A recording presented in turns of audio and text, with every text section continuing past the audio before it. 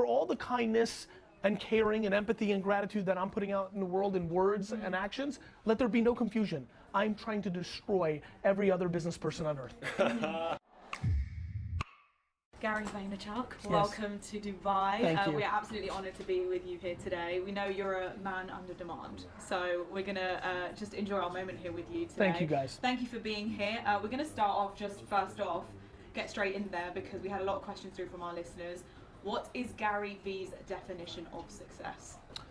The ability to do what I want, when I want, at all times, and waking up and going to sleep happy. And what is it you want when you say do what I want? When For I want, me, that? Yeah. for me, that is building businesses, producing content, playing the game. Yeah. I don't want the trophies that come along with entrepreneurship. I just want the game of it. For somebody else, it might be painting all day.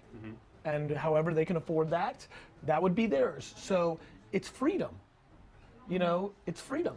Now, when you become successful and sometimes your company becomes your jail, it becomes your container, but it's freedom.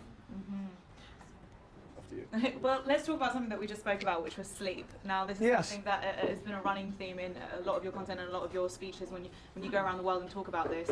I'm gonna, hands up, straight up, I'm the worst at sleep. We do a morning breakfast show where we wake up crazy early. I'm the best at sleep. And I he's get 8 the to 9 opposite. hours. I love it. Really? Good for you. He's the opposite, but I actually find I work better with less sleep. When I've done a 4-hour sleep, I get on the show and I'm better than I would be. Do you catch up on weekends or on? I try to as much as possible. Look, here's what I would say in this.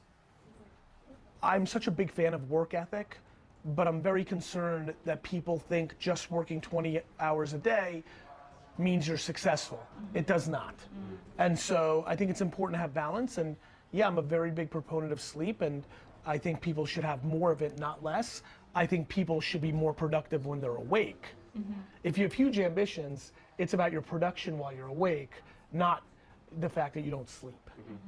Now, I saw you in Sharjah last year, and just you on stage blows me away. You're incredible, you're inspiring, and you're always on the pulse. So the thing that stuck with me that you said, and I went home and I did it straight away, was Insta stories is the thing. Promote your Insta stories, get that sponsor post, and you said 99% of people aren't going to do it. Proud to say I'm one of the 1% that did. That makes me happy. What is the next thing? What's TikTok. Okay. And it's never the next thing. It's always the current thing. I never know what the next thing is. I'm not Nostradamus. But I do know what the current thing is. And by far the current thing, especially in this region, is TikTok. People laughed at us when we got into it. We literally just opened one 2 weeks ago. People laughed at everybody when they got a Facebook, because that was for college kids. People laughed when everybody got a Snapchat or an Instagram or got on YouTube or started their own podcast. People always laugh until they don't. Until they're the ones doing what you're doing as well. Until they're sat. All the celebrities, all the real models laughed at the Instagram models until they didn't. So true. Yeah. Very true. So listen, I will continue to let them laugh at first and then admire me later. TikTok is the underpriced platform, and it has already aged up. It is obviously littered with tons of 9 to 15-year-olds, but it has already started to penetrate the 20 to early 30-year-old set, and unless a competitor can create a feature and stop its momentum the way Instagram stories did to Snapchat, unless it will go on to become a massive global platform. And oh, by the way, it already has 1.5 billion users. Is 1.5 billion users. Unbelievable. And we got 123,000 views on one of ours. Yeah, and we. By the way, let's let's talk about that. It's the one platform that you could have no followers on any platform, put up your first video and get 1 million views, because there's so much attention and there's not enough content yet. Yeah. And that will change in 4 years. And then it's just gonna be like Instagram now, where you post your first thing and gets 3 views. But right now, that's exactly right. One TikTok, I bet you this is what happened to you. One of your TikTok posts got 197 views, and the next one got 247. That's literally exactly what happened. Yeah. I saw one of your TikToks, and you went round, I guess, your local area where you're from. Garage sailing. Yeah, and you were going. It was a garage sailing. You was looking at the lemonade stalls. Oh. And you were Yeah. over. You were giving them $20 instead of the $1. What made you want to do that? So that was when I was garage selling. In America, when you garage sell, you go to people's lawns and you buy stuff from them. A lot of the kids will set up a lemonade stand. That was my first business.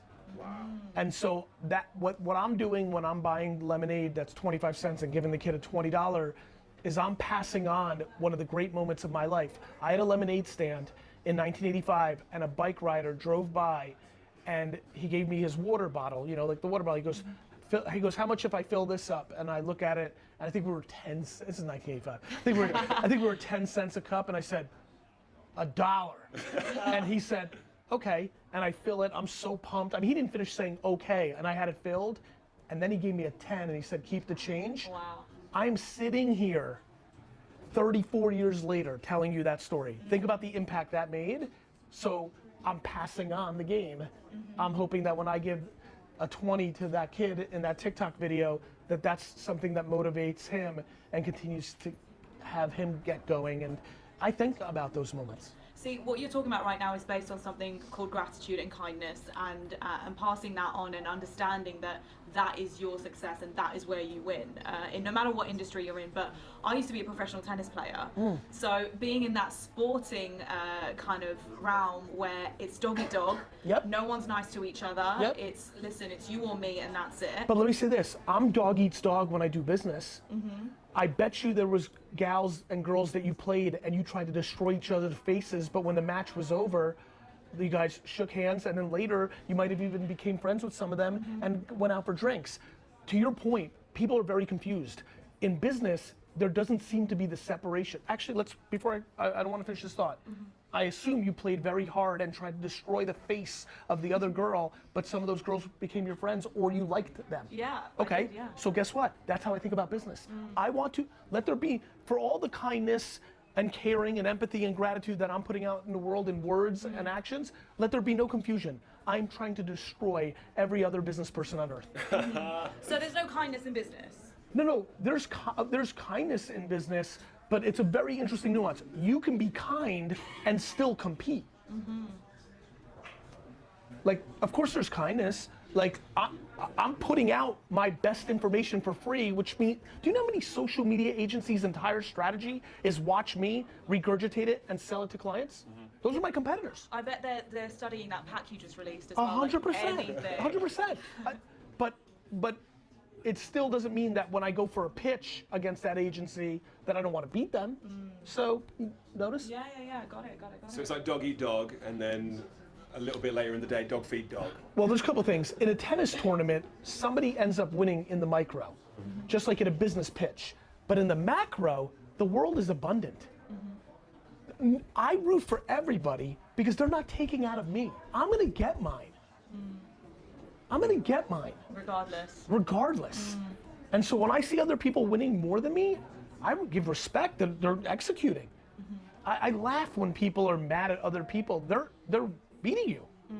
Like, sorry, just like in tennis, like you have more natural talent or you put in more work. It's not super confusing. Natural talent, work. Natural talent, work. That is the framework. I know we've got to wrap this. One more question, last thing. Gary, I have one fear. My biggest fear. Snakes? No. Okay. No. My biggest fear is getting a call that my parents are no longer here because they have been brought up in a generation. Let me quickly tell you, immigrants moved from Africa to the UK from a young age. They were in a generation where survival was key. They didn't have the privilege of us, where we talk about 18 to 30 years old, experiment, if you fail, get back up, it's fine.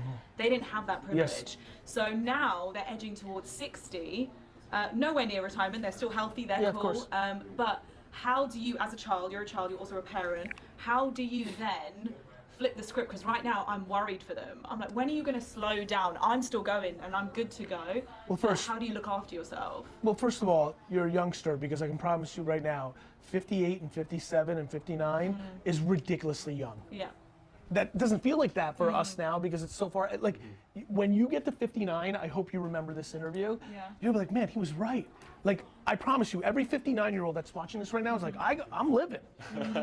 So A, there's that, and B, all you can do is anything. It's what I do every day. All you can do is educate. All you can do is say, hey, Mom, stop eating bad food. Hey, Dad, go to the gym. Hey, are you guys checking in?